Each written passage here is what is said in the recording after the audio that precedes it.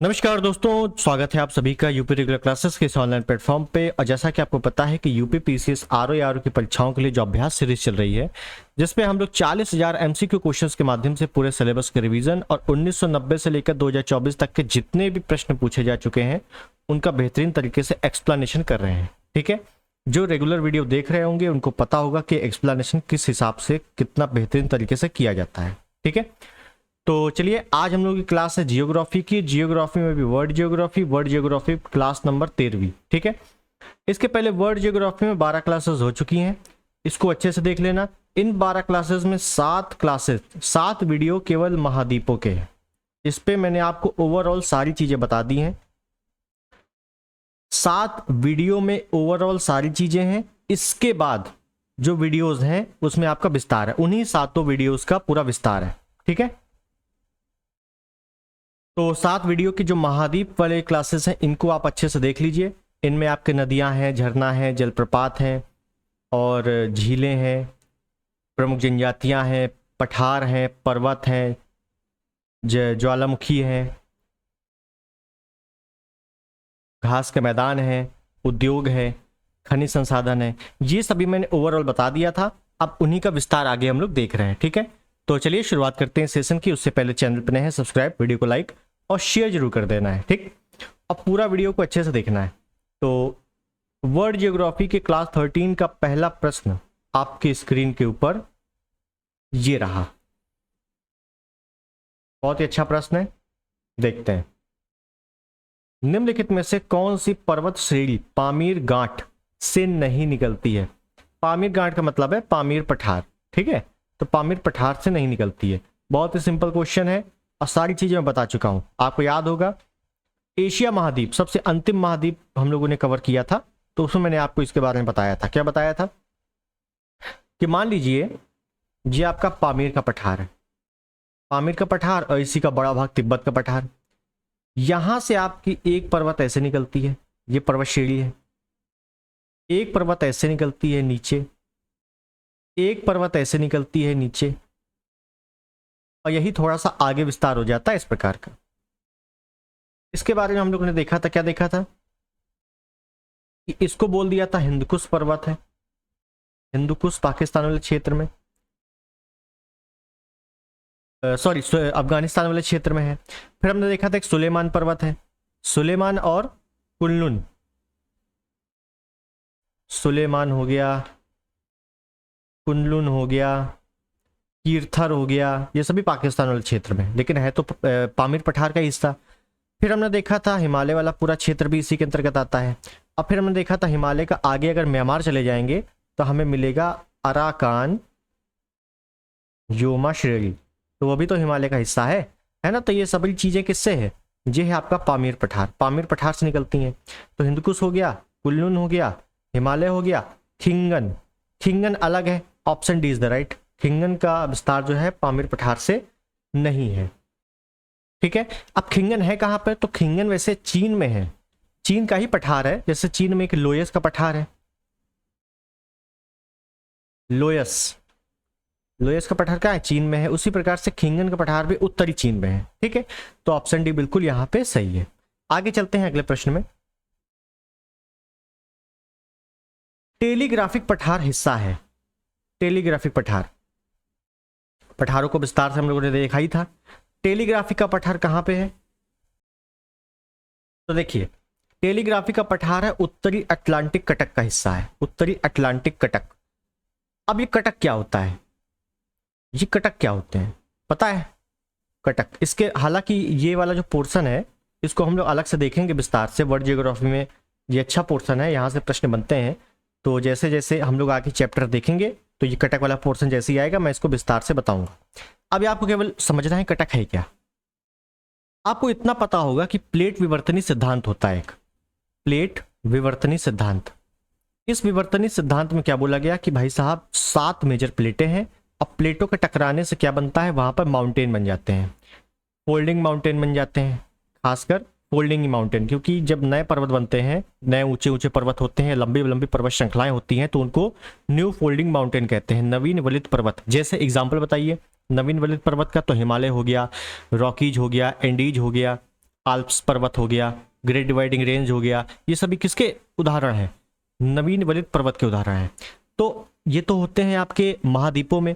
उसी प्रकार से महासागरों के भीतर प्लेट विवर्तन के अभिसरण द्वारा पर्वतों का निर्माण होता है। तो महासागरों के भीतर ऐसे लिख देते हैं पर्वत श्रृंखलाओं का निर्माण होता है। ठीक है, इसी को क्या बोलते हैं? कटक बोलते हैं, बस और कुछ नहीं है। जैसे मान लीजिए एग्जाम्पल मैं एक और ले लेता हूं। जैसे मान लीजिए ये कोई महासागर है, यहां पे इस प्रकार से पर्वत बन जाते हैं, इस प्रकार से। ये होता है कटक। अच्छा, अगर पूछ ले कि सबसे बड़ा कटक कौन सा है? सबसे बड़ा कटक कौन सा है? तो आप बताओगे मध्य अटलांटिक कटक। मध्य अटलांटिक कटक सबसे बड़ा कटक है, क्योंकि आपने देखा होगा ग्रीनलैंड से लेकर पूरा दक्षिणी अमेरिका के सबसे दक्षिण छोर तक है, पूरा बहुत लंबा है। ठीक है, बस इसी कटक पर आप देखो, यह कहाँ? मध्य अटलांटिक कटक में है। इसी कटक पर क्या है? आपका एक पठार है जिसका नाम है टेलीग्राफी का पठार। तो अटलांटिक महासागर में ही कटक है, उसी कटक पर टेलीग्राफी का पठार स्थित है। तो इस वजह से ऑप्शन है बिल्कुल सही है। कटक जब आएगा चैप्टर में तो मैं आपको फिर से डिटेल से बताऊंगा कटक क्या होता है। और गुयोट एक होता है, गुयोट क्या होता है, ठीक है, निमग्न तट क्या होता है, नितल मैदान क्या होता है, ढाल क्या होता है, गर्त क्या होता है, सभी चीजें आएंगी आगे। अब यहाँ पे केवल समझना है। किम्बरले पठार निम्नलिखित में से किस देश में स्थित है? किम्बरले पठार, सारी चीजें मैं बता चुका हूं। किम्बरले पठार। अब कंफ्यूजन कहां होगी आपको? कंफ्यूजन तभी होगी अगर आपने रिवीजन नहीं किया है, वरना मैंने आपको इतना बेहतरीन बताया है, उससे बाहर प्रश्न बनेंगे ही नहीं। एक होता है किम्बरले का पठार और एक होता है किम्बरले की खान। ये दोनों चीजें हैं। किम्बरले की खान आपका दक्षिण अफ्रीका वाले क्षेत्र में है, और किम्बरले की खान एक हीरे की खान है। कैसी खान है? हीरे की खान है। जबकि किम्बरले का पठार आपका पश्चिमी ऑस्ट्रेलिया वाले क्षेत्र में है। कहाँ है? ऑस्ट्रेलिया में भी किस लोकेशन पे है? पश्चिमी ऑस्ट्रेलिया। ठीक है, और इसी किम्बरले के पठार से आपको याद आ रहा होगा क्या बताया था? विक्टोरिया नदी निकलती है। क्या निकलती है? विक्टोरिया नदी। ये सभी मैं बता चुका हूं। तो किम्बरले का पठार आएगा तो आपको ऑस्ट्रेलिया करना है, और किम्बरले की खान आएगी तो आपको अफ्रीका करना है। बहुत सारे ऐसे नाम होते हैं सिमिलर कि आपको समझ में नहीं आता ये है कहाँ। ठीक है, जैसे गिनी की खाड़ी तो आपका अफ्रीका के पश्चिमी क्षेत्र में है, लेकिन गिनी का पठार तो आपका दक्षिण अमेरिका में है। ठीक है, उसी प्रकार से देखो, जैसे विक्टोरिया नदी के बारे में आया। अब विक्टोरिया से कई सारे नाम हैं, जैसे समझिएगा, मैं यहां पे एक बार लिख देता हूं, अगर कंफ्यूजन होगी तो दूर हो जाएगी। विक्टोरिया नदी, विक्टोरिया झील, विक्टोरिया जलप्रपात,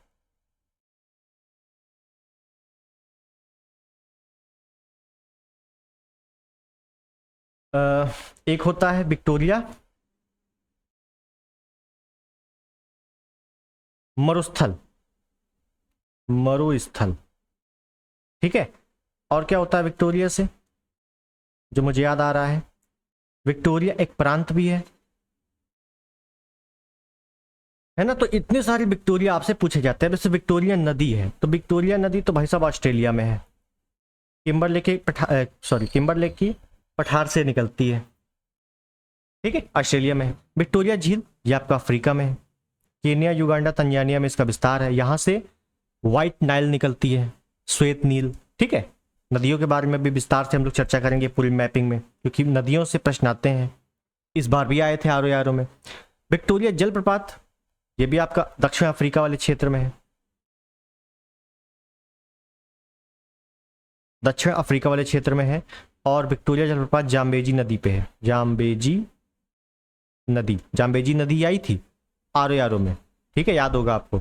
विक्टोरिया मरुस्थल ये आपका ऑस्ट्रेलिया में है, ऑस्ट्रेलिया में, पश्चिमी ऑस्ट्रेलिया, ठीक। अब विक्टोरिया प्रांत तो ये भी आपका ऑस्ट्रेलिया में है। इसकी राजधानी मेलबर्न, क्या थी, मेलबर्न, याद होगा आपको, क्लियर है। तो इतनी चीजें हैं विक्टोरिया के बारे में, तो आपको ओवरऑल लोकेशन याद रखनी है। चलिए आगे देखें अगला प्रश्न। निम्न में से कौन सा सबसे बड़ा पठार है, वेरी इंपॉर्टेंट, सबसे बड़ा पठार कौन सा है। तो मैंने आपको एक ही पठार बताया था, उत्तरी अमेरिका में बताया था कि सबसे बड़ा पठार है, कौन सा है, कोलोराडो का पठार। कोलोराडो का पठार आपका पश्चिमी कैलिफोर्निया वाले क्षेत्र में है। कोलोराडो का पठार से कोलोराडो नदी निकलती है, कोलोराडो एक नदी निकलती है, और यही नदी ग्रेट कैनियन आकृति का निर्माण करती है। आकृति क्या है कि दो जब पर्वत है मान लो, और यहां बीच से नदी आएगी तो ऊपर सपाट है, ये सपाट है, और जब नीचे आएगी तो नीचे फैलेगी तो यहां सपाट हो जाएगा। तो ग्रेट कैनियन आकृति आई आकार की होती है, ये आपको ध्यान रखना है। और कोलोराडो नदी कैलिफोर्निया खाड़ी में गिरती है, कैलिफोर्निया पश्चिमी कैलिफोर्नियाई क्षेत्र में कोलोराडो पठार बना हुआ है, ठीक है, याद रहेगा, ऑप्शन सी बिल्कुल सही है। नेक्स्ट, निम्न में से कौन सा उष्णकटिबंधीय मरुस्थल नहीं है। जब भी आ जाए कौन सा मरुस्थल उष्णकटिबंधीय है, शीतोष्णकटिबंधीय, दो तरीके हैं, एक या तो आप रटो, दूसरा या तो आपने अगर मैपिंग से पढ़ा है तो थोड़ा सा दिमाग लगाओ। कैसे, आपको इतने मरुस्थल हैं, आपको अच्छे से पता है, कालाहारी अफ्रीका में है, अरबिया अरब वाले क्षेत्र में है, आटाकामा दक्षिण अमेरिका में है, और गोबी चाइना में है। भारत के ऊपर क्या है, तिब्बत है, तिब्बत के ऊपर चाइना है, चाइना के ऊपर रूस है। रूस से जो हवाएं चल रही हैं उससे पूरा गोबी मरुस्थल ठंडा है, तो कैसा हो गया, शीतोष्ण हो गया। कालाहारी दक्षिण अफ्रीका में है, ये गर्म है, अरब वाला क्षेत्र तो पूरा ही गर्म है, आटाकामा गर्म है, ठीक है। तो इस वजह से गोबी आपका सही हो गया। और ध्यान रखना है गोबी मरुस्थल आपका है कहां पर, तो चीन प्लस मंगोलिया दोनों में विस्तार है, चीन मंगोलिया दोनों में विस्तार है, ध्यान रखना है अच्छे से। एक चीज और, दक्षिण अमेरिका का शीतोष्ण मरुस्थल कौन सा है, तो आपको ध्यान रखना है पेंटागोनिया, पेंटागोनिया अर्जेंटीना वाले क्षेत्र में है पेंटागोनिया मरुस्थल, जो कि शीतोष्ण मरुस्थल है। जबकि आटाकामा क्या है, ये उत्तरी चिली वाले क्षेत्र में है, उत्तरी चिली वाले क्षेत्र में है, और ये कैसा है, गर्म है, सबसे शुष्क मरुस्थल है, यहाँ पर नाइट्रेट का भंडारण काफी अच्छे से मात्रा में होता है, ठीक। चलिए आगे देखें अगला प्रश्न। विश्व का सबसे बड़ा रेगिस्तान कौन सा है, विश्व का सबसे बड़ा रेगिस्तान कौन सा है, या मरुस्थल कौन सा है। अब यहाँ पे एक और प्रश्न पूछा जाता है कि दक्षिण एशिया का सबसे बड़ा मरुस्थल कौन सा है, सर्वाधिक जन घनत्व वाला मरुस्थल कौन सा है, जन घनत्व, क्या, जन घनत्व वाला मरुस्थल, मरुस्थल। जन घनत्व से मतलब है कि जहां पे जनता रहती है। तो क्या भाई साहब ऐसा भी कोई मरुस्थल है जहां पे जनता रह रही है, बिल्कुल, कौन सा है। तो पहली बात तो सबसे बड़ा मरुस्थल कौन सा है विश्व का, तो इसको आपको करना है सहारा मरुस्थल। और सहारा मरुस्थल कहाँ पे है, जो आपका उत्तरी अफ्रीका वाले क्षेत्र में है, या उत्तरी नहीं केवल अफ्रीका लिखो, अफ्रीका वाले क्षेत्र में है।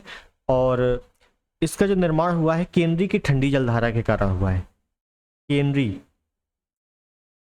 की ठंडी जलधारा, जलधाराएं हम लोग समुद्री जलधाराएं पढ़ चुके हैं, ठीक है। और मैंने बताया था समुद्री जलधाराओं से ही अधिकतम महाद्वीपों के पश्चिमी तट पे मरुस्थलों का निर्माण हुआ है। मरुस्थल हम लोग विस्तार से देखेंगे कि किस जो है क्या कहते हैं जलधारा से किस मरुस्थल का निर्माण हुआ है, टेंशन नहीं लेनी है, अभी आप केवल इतना समझना है, ठीक। सबसे बड़ा मरुस्थल सहारा है। दक्षिण एशिया का सबसे बड़ा मरुस्थल ये आपका थार है, थार। और सर्वाधिक जनघनत्व तो कहाँ रहती है, थार में, 83 प्रति वर्ग किलोमीटर, ये इसका जनघनत्व है। ठीक है, जनघनत्व तो पूछा नहीं जाता है, लेकिन आपको इतना ध्यान रखना है कि सबसे अधिक जनघनत्व थार में ही रहती है। अब थार मरुस्थल है कहाँ पे? तो पाकिस्तान में भी है और इंडिया में भी फैला हुआ है। ठीक है, ध्यान रहेगा। कालाहारी अफ्रीका में है। अफ्रीका में भी कहाँ पे? नामीबिया, बोत्सवाना, दक्षिण अफ्रीका, 3 क्षेत्रों में, मतलब 3 देशों में फैला हुआ है। गोबी आपका चीन और मंगोलिया में फैला हुआ है। क्लियर है? आगे चलते हैं, अगला प्रश्न। नोबी और कांतो मैदान निम्नलिखित में से किस देश में स्थित है? अच्छा प्रश्न है, नोबी और कांतो। नोबी तो नहीं पता, लेकिन कांतो मैदान आपका बहुत बार पूछा जा चुका है। ये कांतो मैदान आपका बहुत बार आ चुका है, रिपीटेड है। अब कुछ मैदानों के नाम मैंने बताए थे, जैसे नोबी कांतो हो गया, एक बताया था रिवेलिना मैदान बताया था, सिरेनगेटी सिरेनगेटी का मैदान एक बताया था, सिरेनगेटी मैदान। एक लाप्लाट मैदान बताया था। क्वांटो या कांतो एक ही चीज है। ठीक, तो ये कुछ मैदान पहले देखो कौन कौन से। तो नोबी और कांतो मैदान कहाँ पे है? ये जापान में है। रिवेलिना का मैदान कहाँ पे है? ये ऑस्ट्रेलिया में है, ऑस्ट्रेलिया में है। सिरेनगेटी मैदान ये अफ्रीका वाले क्षेत्र में है, अफ्रीका में है। लाप्लाट का मैदान ये आपका दक्षिण अमेरिका में है, अमेरिका। ठीक है, तो पहली बात तो यहाँ जापान सही हो गया।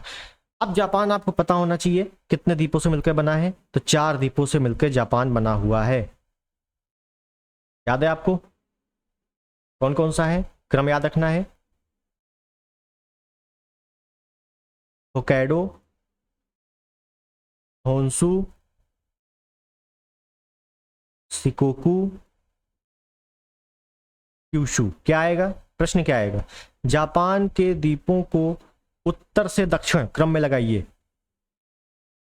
जापान के द्वीपों को उत्तर से दक्षिण क्रम में लगाइए, लगाइए क्रम में, होक्काइडो, होन्शु, शिकोकू, क्यूशू। ठीक है, और होक्काइडो होन्शु के बीच में ही आपका क्या है? यहां लिख देता हूं, सुगारू जल संधि। क्या है? सुगारू जल संधि है। क्या है? सुगारू जल संधि। जल संधियों को अभी हम लोगों ने देखा नहीं है, अलग से देखेंगे विस्तार से मैपिंग में, केवल आपको याद करना है। अब याद आया तो बता दिया मैंने कि होक्काइडो होन्शु के मध्य में सुगारू जल संधि है, और ये होक्काइडो, होन्शु, शिकोकू, क्यूशू थोड़ा सा क्रम से लगे हुए हैं। इनको अच्छे से रट लेना है, क्योंकि आपसे कभी नहीं आएगा कि कौन सा द्वीप जापान का नहीं है। सिंपल सा इतना आता है कि उत्तर से दक्षिण या दक्षिण से उत्तर क्रम में लगाइए, बस। ठीक है, चलिए आगे चलिए, अगला प्रश्न। और वीडियो अगर पसंद आ रहा हो, सब्सक्राइब नहीं किया हो, सब्सक्राइब कर देना, और कमेंट में बताया करो। ठीक है ना, कमेंट करके बताया करिए कि क्वेश्चन ठीक है, एक्सप्लेनेशन ठीक है ना। अगर कुछ बदलाव करना है तो वो बता दिया करो, क्योंकि देखो एग्जाम आपका दिसंबर में है। ठीक है, तो बिल्कुल कमी नहीं होनी चाहिए किसी भी चीज़ की, और मेरे से जितना बन पाएगा तो मैं कर दूंगा आपको फ्री में, कोई टेंशन नहीं है। चलिए आगे चलते हैं। तो मरुस्थल है और महाद्वीप है, बिल्कुल सिंपल क्वेश्चन है, लेटेस्ट क्वेश्चन है, आया हुआ क्वेश्चन है। थार मरुस्थल, भारत पाकिस्तान कर देंगे एशिया। कालाहारी दक्षिण कालाहारी अफ्रीका में, हाँ कालाहारी अफ्रीका में। आटाकामा दक्षिण अमेरिका में, और सोनोरन मरुस्थल उत्तरी अमेरिका में। सोनोरन, मोजावे, एरिजोना, ये 3 बताए थे मैंने प्रमुख, जो कि उत्तरी अमेरिका के थे। तो कर दो, ए का हो गया 2, डी का हो गया 1, तो बस option A is the right. Clear है? नेक्स्ट, निम्नलिखित में से कौन सुमेलित नहीं है? मरुस्थल देश। सोनोरन मरुस्थल यूएसए में है, बिल्कुल सही है। टकला मकान चीन में है, बिल्कुल सही है। एक चीज और, टकला मकान जो है पूर्णतः चीन में है। एक मैंने बताया था गोबी कहाँ है? गोबी आपका चीन प्लस मंगोलिया दोनों में फैला हुआ है, लेकिन जो टकला मकान एकमात्र ऐसा मरुस्थल है जो कि पूरी तरीके से चीन में स्थित है। ठीक है, उसके बाद कराकुम मरुस्थल कजाकिस्तान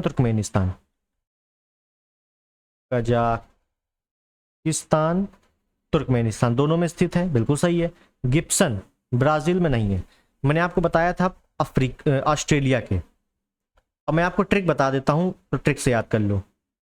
7 GB मान लीजिए आपने 7 GB का डाटा डलवाया, तो 7 GB से याद रखो कि 7 से सैंडी, G से गिब्सन, B से विक्टोरिया,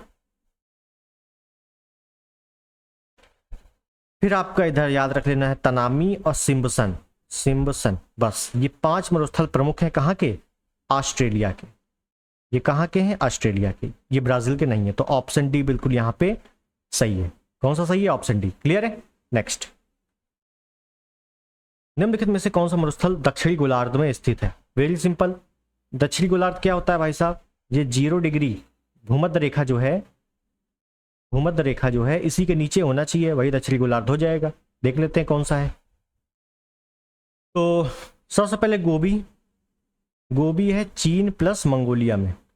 टकला मकान केवल चीन में है।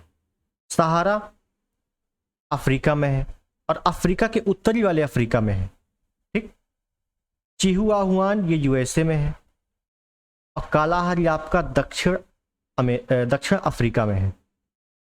तो भाई साहब दक्षिण अफ्रीका आपको पता है, अफ्रीका से 3 रेखाएं गुजर रही हैं, 23.5 उत्तरी, कर्क रेखा, मकर रेखा, विषुवत रेखा। तो ये विषुवत रेखा के नीचे स्थित है। ठीक है, इस वजह से ये क्या है? दक्षिणी गोलार्ध का है।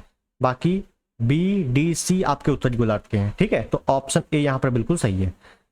कालाहारी, अब कालाहारी के बारे में मैंने क्या क्या बताया था? कालाहारी है कहाँ पे? तो विस्तार कहाँ पे है? नामीबिया, बोत्सवाना, दक्षिण अफ्रीका, 3 क्षेत्र हैं पहले तो। ठीक, यहां पे एक जनजाति पाई जाती थी जो मैंने बताई थी आपको। जनजाति कौन सी? बुशमैन और जूलू। याद होगा आपको, बुशमैन, जूलू, ये 2 जनजातियां यहाँ की प्रमुख है। क्लियर है? आगे चलते हैं, अगला प्रश्न। दक्षिण एशिया का सबसे बड़ा मरुस्थल कौन सा है? अभी लिखवाया है दक्षिण एशिया। दक्षिण एशिया का सबसे बड़ा मरुस्थल या विश्व का सबसे अधिक जनघनत्व वाला मरुस्थल, एक ही करना है, थार मरुस्थल, जो कि भारत और पाकिस्तान में है। ऑप्शन डी बिल्कुल सही है। नेक्स्ट, कालाहारी मरुस्थल अवस्थित है। अभी बताया है कालाहारी का विस्तार कहाँ पे है? नामीबिया में है। नामीबिया में एक नामीब मरुस्थल भी है जहाँ पे खोई जनजाति पाई जाती है, जो मैंने आपको मैपिंग करवाया है। ठीक, नामीबिया है, बोत्सवाना है और दक्षिण अफ्रीका है। बस 3 देश हैं, कर लो। तो जायरे नहीं है, जाम्बिया नहीं है, बोत्सवाना, नामीबिया दिया हुआ है 1 2। Option C is the right. Clear? Next, संसार का सर्वाधिक जनसंख्या वाला मरुस्थल, सिंपल क्वेश्चन है, थार मरुस्थल। ऑप्शन सी बिल्कुल सही है। नेक्स्ट, दस्त ए लुट मरुस्थल या दस्त ए लुट अवस्थित है। तो दस्त ए लुट कहां पे है? ईरान में। कोह ए सुल्तान, एक आता है कोह ए सुल्तान, एक आता है आपसे कराकुम, एक आता है किजिलकुम, किजिलकुम, एक आता है रब ए खली, रब ए खली। ये सभी एशिया के मरुस्थल हैं प्रमुख। कहाँ कहाँ है देख लो। दस्त ए लुट आपका ईरान में है, कोह ए सुल्तान आपका पाकिस्तान में है, रब ए खली सऊदी अरब में है, किजिलकुम देखो की से शुरू हो रहा है तो बस किर्गिस्तान कर देना है, Kyrgyzstan. Karakum Kazakhstan, Kazakhstan plus Turkmenistan, Turkmenistan, Kazakhstan Turkmenistan में कराकुम मरुस्थल है। क्लियर है? तो आगे चलते हैं, अगला प्रश्न। निम्नलिखित में से कौन सा कथन आटाकामा के बारे में सही नहीं है? तो आटाकामा का विस्तार पता होना चाहिए, मैंने जितना बताया है बस उतना ही पता हो, कोई दिक्कत नहीं है। तो आटाकामा क्या है? वह दक्षिण अमेरिका में मरुस्थल है, बिल्कुल सही है, बिल्कुल सही है। वह संसार का सबसे शुष्क मरुस्थल है, बिल्कुल सही है। संसार का सबसे गर्म मरुस्थल पूछेगा तो सहारा करना है, और सबसे शुष्क मरुस्थल पूछेगा तो आटाकामा करना है। दोनों में फर्क क्या है? गर्म का मतलब है गर्मी ज्यादा होती है, शुष्क का मतलब है कि सूखा है, वर्षा नहीं होती एक भी, बस केवल इतना अंतर है। वह दक्षिणी चिली में अवस्थित है, उसमें नाइट्रेट के प्रचुर भंडार है, बिल्कुल सही है, नाइट्रेट के प्रचुर भंडार है, क्योंकि वहां पे शुष्कता ज्यादा है और वह दक्षिणी चिली में स्थित है, ये गलत है। क्यों? अभी मैंने बताया है आपको उत्तरी चिली में है, उत्तरी चिली में स्थित है। ठीक है, इस वजह से ऑप्शन सी बिल्कुल गलत है। हालांकि ए बी डी बहुत ही फेमस स्टेटमेंट है कि वह दक्षिण अमेरिका में है, शुष्क मरुस्थल है सबसे, नाइट्रेट के प्रचुर भंडार है, काफी फेमस स्टेटमेंट है। तो वैसे भी आप सी टिक कर दोगे, कोई दिक्कत नहीं है। नेक्स्ट, टकला मकान मरुस्थल अवस्थित है। टकला मकान कहां पे? चाइना में। दूसरी चीज, पोर्ता चाइना में है, पोर्ता चीन में है। ठीक है, नेक्स्ट,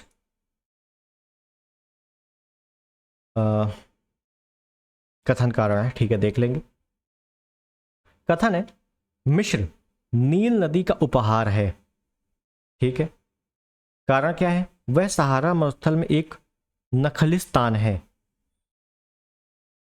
मतलब कहने का है कि वह सहारा मरुस्थल में, नखलिस्तान का मतलब होता है कि सहारा मरुस्थल का वरदान है, ऐसा समझो। ठीक है, बस भाषा दूसरी है। मिस्र नील नदी का उपहार है, बिल्कुल सही है। अगर नील नदी ना होती वहां पे तो वो क्षेत्र जो है काफी सूखा रहता।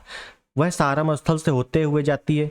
नील नदी कहाँ से? सहारा मरुस्थल से होते हुए जाती है, भूमध्य सागर में गिरती है, मिस्र से होते हुए जाती है, इस वजह से मिस्र का वरदान भी कहा जाता है। ठीक, तो दोनों सही है और एक दूसरे की व्याख्या भी करते हैं। Option is the right.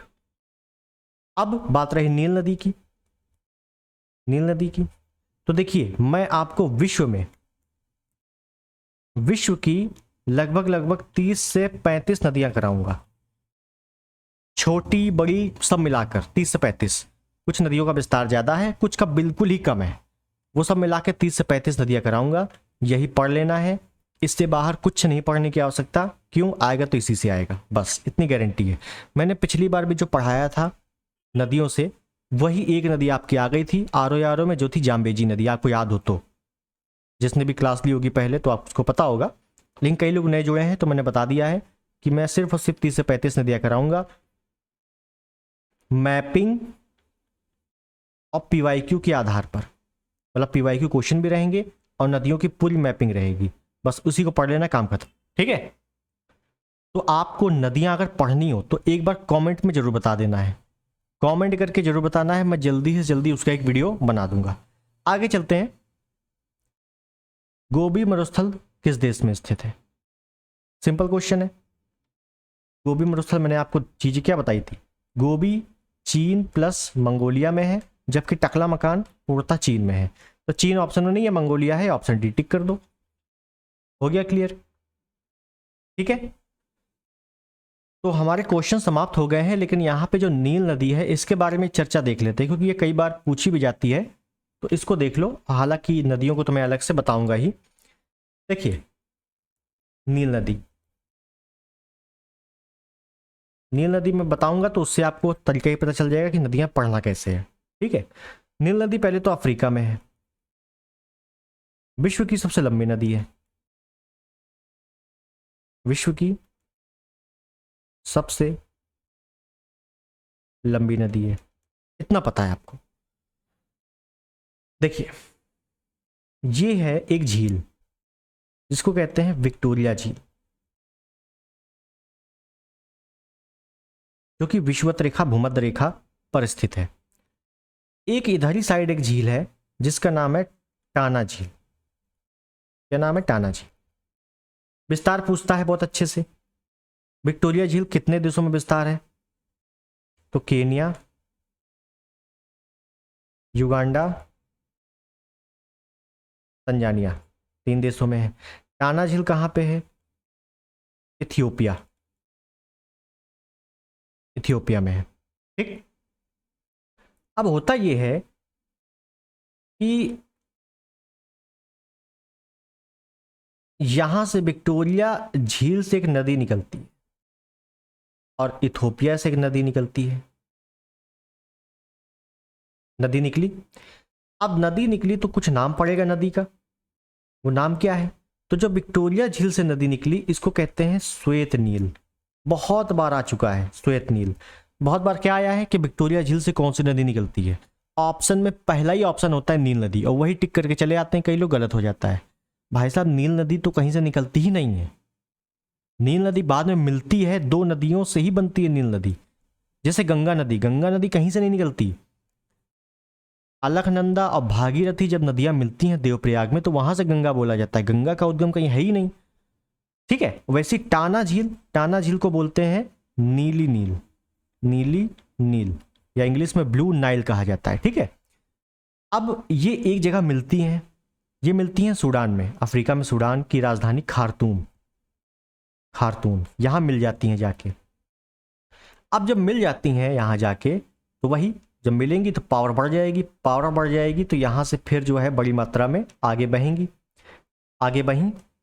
जब आगे बहेंगी ये नदियां, अब यहां से ये क्या बन गई है, नील नदी। अब से यहां से क्या बोला गया है, नील नदी। क्या बोल दिया गया है अब, नील नदी। ठीक है, और ये आगे जाके कहां गिर जाती है, भूमध्य सागर में गिर जाती है। आगे जाके भूमध्य सागर में गिर जाती है। मैप देखेंगे तो और अच्छे समझ में आ जाएगा। ठीक है, तो ये आप लोग लिख चुके होंगे, विश्व की सबसे लंबी नदी पता ही होगा, अफ्रीका में है। इसको मैं मिटा देता हूं, कुछ चीजें और देखें। ठीक, तो यहां पर इसका एक बांध बना हुआ है। क्या बना हुआ है, बांध बना हुआ है। बांध बनेगा तो पीछे क्या होगी, एक झील बन जाएगी, पानी इकट्ठा हो जाएगा, जाहिर सी बात है। तो यहां पे एक बांध है जिसका नाम है आशवान बांध, और आशवान बांध के ही नीचे क्या है, एक झील बन गई है जिसका नाम है नासिर झील। क्या हो गई है, नासिर झील। तो ये रहा आपका आशवान बांध और ये रही उसके पीछे नासिर झील। बस नील नदी खत्म, इतनी है। बताइए, आप बुक में पढ़ोगे तो बहुत ही विस्तार दिया हुआ है ना, पूरी मतलब लाइनें लिखी हुई हैं। लिखने से कभी नहीं याद होगा जब तक मैपिंग नहीं बताओगे, मैपिंग में नहीं बनाओगे। बिना मैप के मैंने आपको ये बता दिया है। जब मैपिंग में बताएंगे तो और अच्छे से एक एक देश से होते हुए हम लोग गुजरेंगे। ठीक है, तो और अच्छे से डेवलप हो पाएगा। तो मेरे कहने का मतलब है कि मैपिंग से ही पढ़ो। क्लियर है, तो मेरी बात समझ में आ गई होगी। नील नदी एक ऑप्शन में था तो मैंने आपको बता दिया। और आज के हमारे क्वेश्चन यहीं पर होते हैं समाप्त। वीडियो अगर पसंद आया हो तो भैया सब्सक्राइब कर देना चैनल को, वीडियो को लाइक भी कर देना और शेयर भी कर देना। ठीक है, मिलते हैं अगले वीडियो में बहुत ही बेहतरीन टॉपिक के साथ। तब तक के लिए नमस्कार, जय हिंद, वंदे मातरम।